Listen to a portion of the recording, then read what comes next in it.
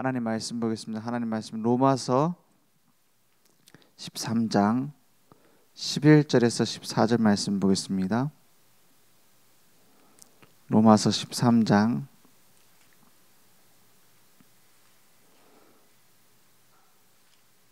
11절에서 14절입니다. 제가 한 절 여러분이 한 절 교독하겠습니다. 또한 너희가 이 시기를 알거니와 자다가 깰 때가 벌써 되었으니 이는 이제 우리의 구원이 처음 믿을 때보다 가까웠습니다. 밤이 깊고 낮이 가까웠으니 그러므로 우리가 어둠의 일을 벗고 빛의 갑옷을 입자. 낮에와 같이 단정히 행하고 방탕하거나 술 취하지 말며 음란하거나 호색하지 말며 다투거나 시기하지 말고 오직 주 예수 그리스도로 옷 입고 정욕을 위하여 육신의 일을 도모하지 말라. 아멘. 빛의 갑옷을 입은 믿음의 군사들로 우리를 부르셨습니다. 이 모든 세상의 권세들은 하나님께로부터 부여받은 거예요. 그래서 우리는 뭘 인정해야 되느냐? 하나님의 절대 주권을 인정하는 겁니다. 모든 사람을 세우고 사람이 무너지고 다 하나님 손에 있어요.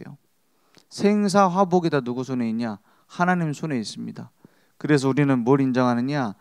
모든 권세의 원천이 하나님께 있음을 인정합니다. 그래야 뭐가 나오냐면 질서가 나와요. 하나님은 질서의 하나님입니다. 질서를 어기면 절대 안 된다, 이게 아니라 모든 질서 속에 하나님의 숨은 계획이 있어요. 이걸 발견하는 것이 하나님의 뜻을 발견하는 겁니다. 그래서 하나님께서는 지금도 살아계시고 실수하지 않으십니다.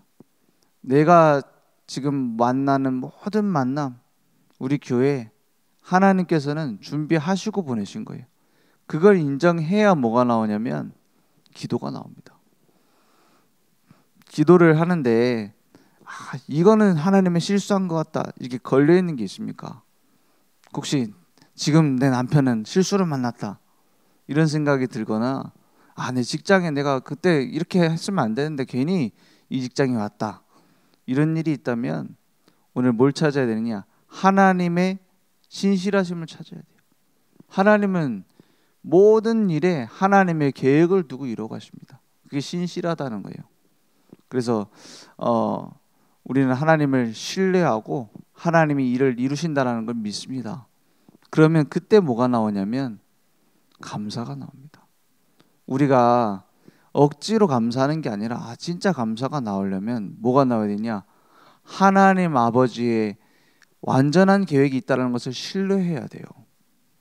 거기서 뭐가 나오냐면 진정한 감사가 나옵니다. 그래서 우리를 구원하신 것으로 감사하는 겁니다.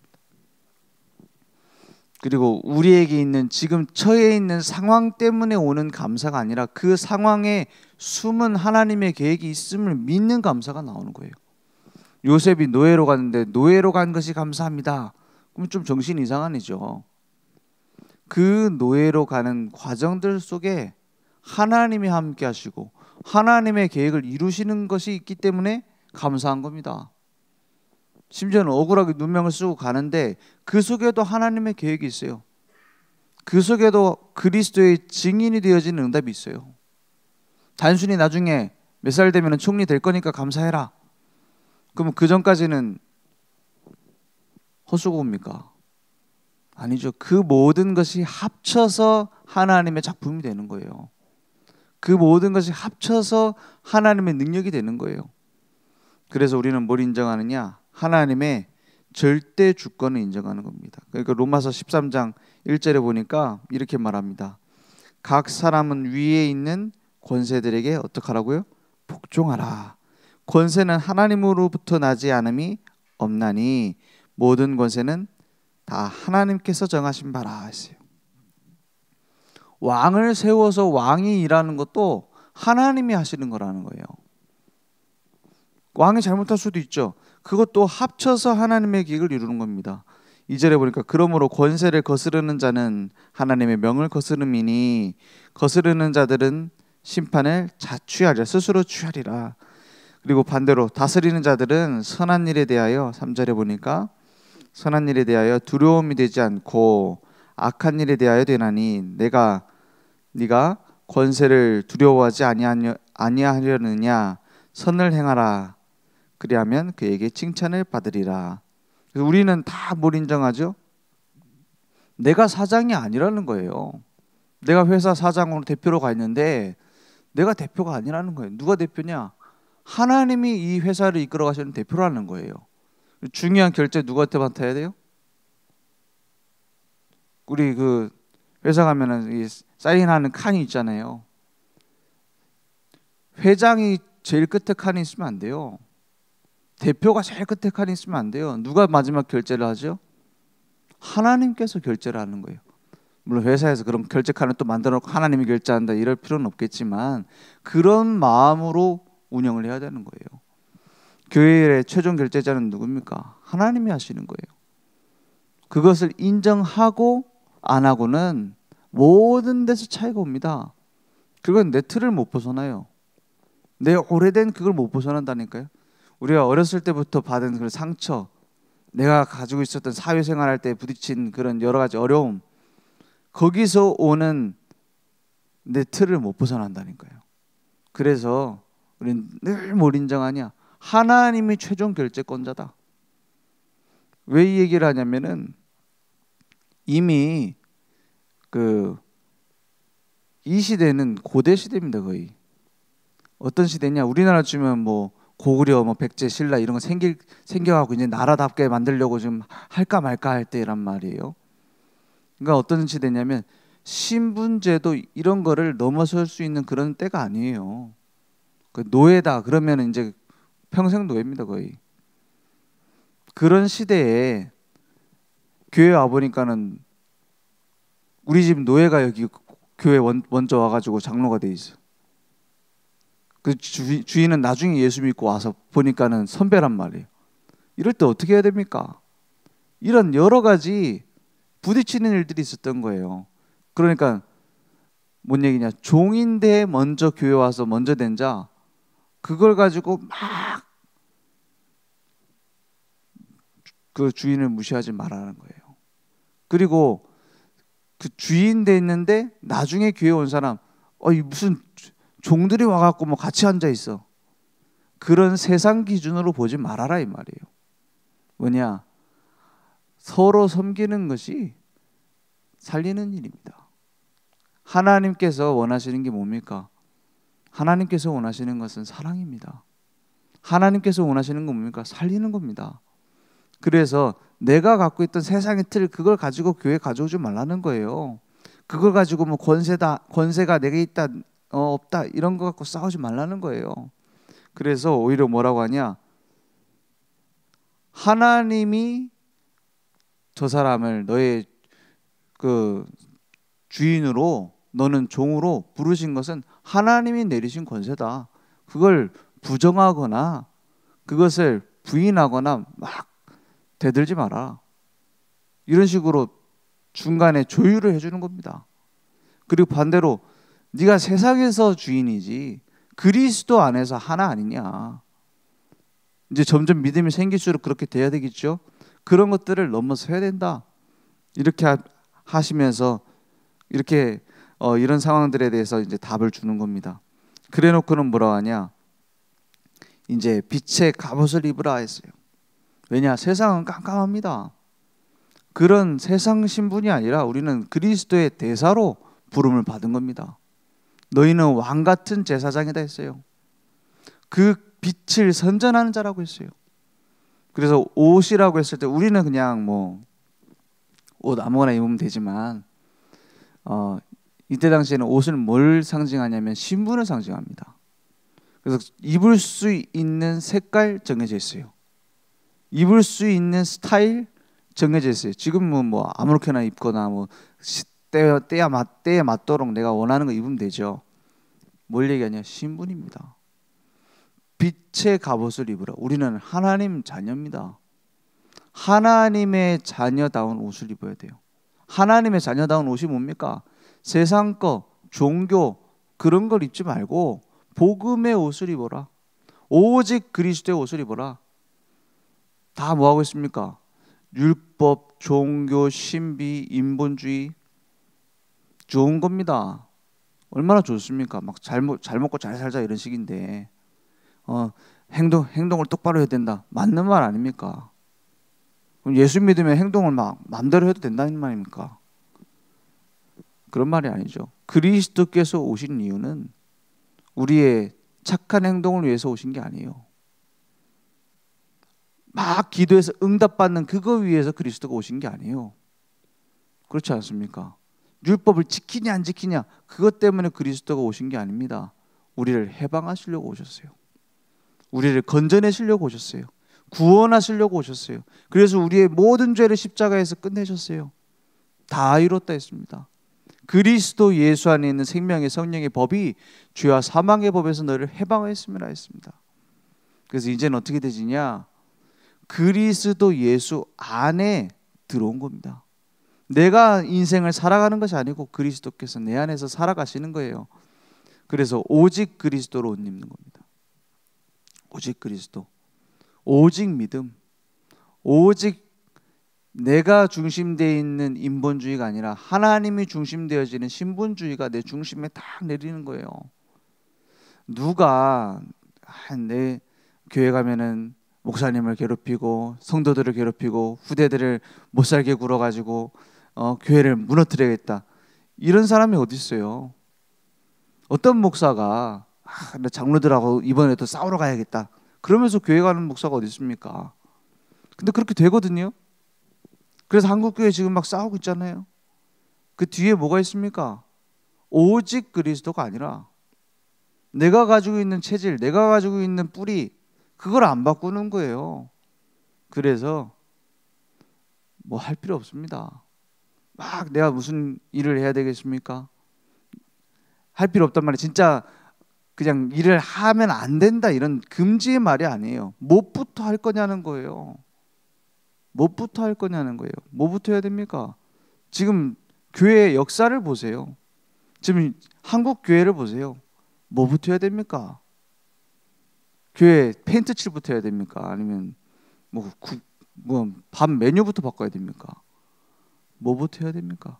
오직 그리스도 안 되고 있어요. 그것부터 해야 돼요. 내가 진짜 오직 그리스도면 충분한가? 내가 오직 그리스도로 만족하는가? 오직 그리스도로 내가 다른 건 필요 없는가? 그 답부터 내려야 돼요. 그리고 뭘 입어야 되냐? 오직 말씀의 옷을 입니다. 오직 말씀의 옷을 입어야 돼요. 뭐부터 시작되냐? 내게 하나님과의 포럼부터 시작돼야 돼요. 내 시간대로 살고 있느냐? 하나님의 시간표를 따라가고 있느냐? 그 포럼이 먼저 돼야 돼요. 하나님과.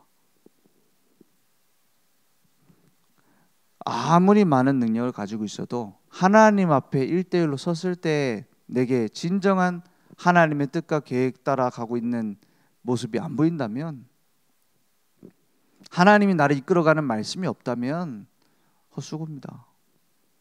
그게 종교 생활이에요. 하나님이 나를 이끌어 가시는 거예요. 그래서 오직 말씀으로 옷 입습니다. 오직 성령 충만으로 옷 입어요. 그 성령 충만 받으니까는 어떤 반응이 오냐면은, 이 성령 충만이 꼭 뭐와 비슷하냐면은 그런 체험 해보셨습니까? 술에 취해 봤습니까? 술에 취한 체험하고 좀 비슷하다고 보면 돼요. 그래서 성령 충만에 대해서 술 취하는 거랑 비유를 좀 많이 하는 경우 있어요. 무슨 얘기냐? 술에 취하면요, 평소에 없던 모습이 나옵니다. 그죠? 막 너무 내성적이고 막 예의 바르던 사람이 갑자기 술 취하면 막 누구 나와봐 막 소리 지르고 막 그럽니다. 그죠? 저 사람 저랬나 싶어요. 전혀 다른 모습이 나와요. 술에 취하면요, 갑자기 막 이제 전혀 반대되는 모습이 나오기도 해요. 누가 붙잡아서 끌고 가는 거예요? 그래서 뭐라 하죠? 사람이 술을 먹는 게 아니라 술이 사람을 먹었네 이러죠. 먹혀버린 거예요. 성령 충만이 꼭 비슷합니다. 내 성격, 내 배경, 내 오래된 거를 넘어설 힘이 생기는 거예요. 그러니까 초대교회 성령 충만 받으니까 사람들이 와서 얘네들이 뭐 전혀 안 하던 숨어 지내던 애들이 갑자기 막 예수는 그리스도라고 막 증거하고 다니고 막 그래요. 그래서 사람들이 뭐라 합니까? 지금 시간이 낮인데 지금 낮술 먹었나 이러잖아요. 이 사람들이 술 취했나 이러잖아요. 그러니까 거기에 대해서 우리가 술 취한 것이 아니고 약속한 성령을 받았다 막 이러면서 막 복음 얘기하잖아요. 그렇습니다. 내가 나를 넘어설 수 있는 길은 하나밖에 없어요. 내가 바꿔가는 것이 아니라 성령이 나를 주관하실 때 바뀝니다. 그게 성령 충만입니다. 그래서 성령 충만에 옷 입으면 전혀 내 아닌 나가 나와요. 그러니까 그리스도의 증인으로 담대하게 쓰임 받게 됩니다. 그래서 내가 막 담대하게 복음 전해야지 어떻게 내가 담대할까? 그럴 필요 없습니다.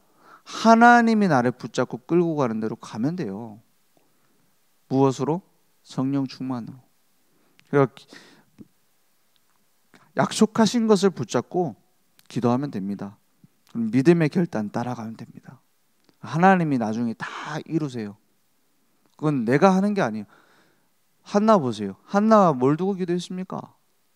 내가 이렇게 아들을 낳으려고 노력했습니까? 아니면 내가 뭘 학원 가서 배웠습니까? 그냥 하나님이 원하시는 게 뭘까?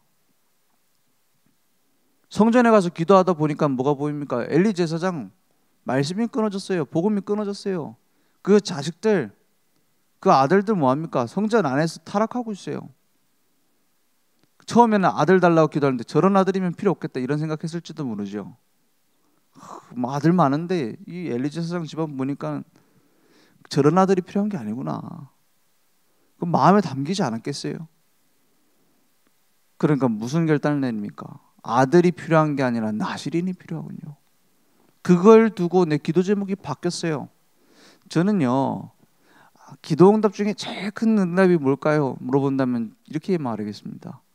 기도 제목이 바뀌는 게 응답 중에 응답이다. 내가 원하는 기도 제목에서 하나님이 원하시는 기도 제목으로 바뀌어졌어요. 그러니까 어떻게 합니까? 그때부터 다 벌어졌잖아요. 이게 하나님 뜻이고 계획이구나. 그때부터 근심할 필요가 없어지잖아요. 근심하지 말아야지가 아니에요. 근심이 없어져 버려요.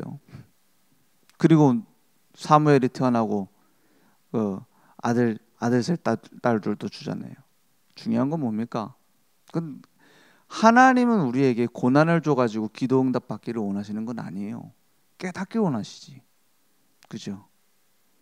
하나님은 자녀가 우리 아이들을 데려다 놓고 일부러 괴롭혀가지고 너 성공 배우려면 이렇게 해야 된다, 막 고난도 배워야 된다, 일부러 고문하고 그래요?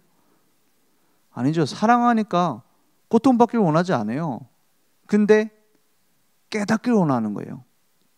올바른 하나님의 계획과 방향 맞추기를. 그러니까 우리는 빛의 갑옷으로 하나님 자녀다운 삶이 무엇일까 질문만 해도 돼요. 하나님 자녀답게 산다는 게 뭘까요? 거기에는 많은 내용이 들어있습니다. 보여지는 모습, 내가 가지고 있는 것들, 그것도 포함될 수 있어요. 근데 중요한 건 중심부터 바꿔야 돼요.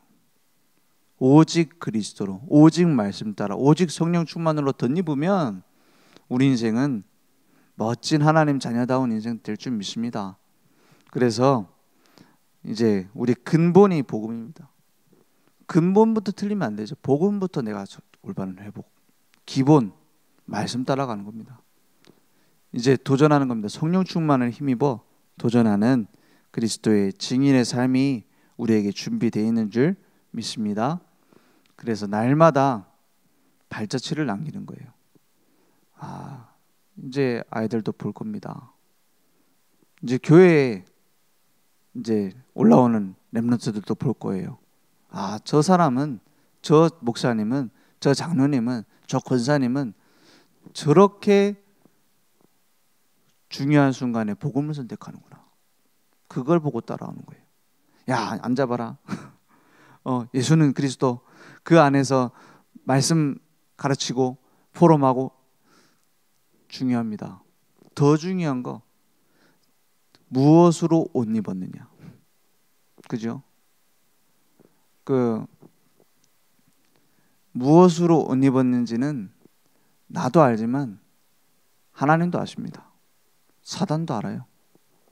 보는 사람들도 압니다. 그걸 보고 증인이라고 합니다. 오늘 그 축복이 내게 회복되기 원합니다.